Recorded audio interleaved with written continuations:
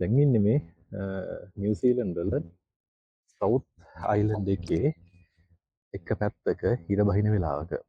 එතකොට ඉර බහින වෙලාවත් එක්ක අහසේ පාට දැක්කට පස්සේ මට හිතුණා තව මොන හරි ජෙම් එකක් ගැන කතා කරන්න හොඳයි කියලා.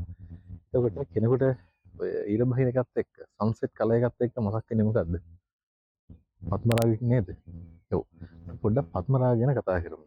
එතකොට පත්මරාගවලදී අපි කියන්නේ අර ඔරෙන්ජ් කලර් එකක් නෙමෙයි, පින්ක් කලර් එකක් නෙමෙයි, yellow කලර් එකකුත් නෙමෙයි. ඔන්න ඔය හැම එකම මික්ස් වෙච්ච කලර් එකක් තමයි පත්මරාගවල තියෙන්නේ. ඒක ඉස්සරම හම්බුනේ ලංකාවේ තමයි.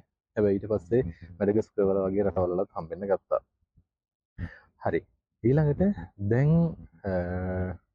ඉන්ඩස්ට්‍රි එකට හරි නැත්නම් ට්‍රේඩ් එකට ගියොත් පද්මරාග සම්බන්ධයෙන් සන්සෙට් කලර් සහ සන්රයිස් කලර් කියලා ට්‍රේඩ් ටර්ම්ස් දෙකක් ඩිෆයින් කරනවා මේකේ තියෙන කලර් වේරියේෂන් එකත් එක්ක.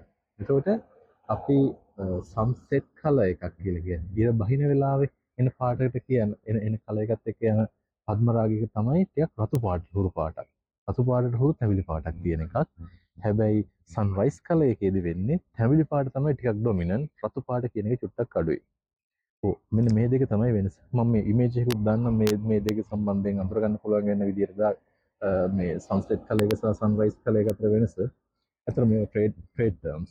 කියන්නේ අතරම මේ සයන්ටිෆිකලි ඩිෆයින් වෙලා නැහැ මේ පද්ම රාශි වලට මෙන්න මේ කලර් එකෙන් ඕන මේ කලර් එකේ රේන්ජ් එකක් කියන එක අපි ඉන්ඩස්ට්‍රියේදී ට්‍රේඩ් එකේදී ඩිෆයින් කරපු එකක් තමයි ඒක.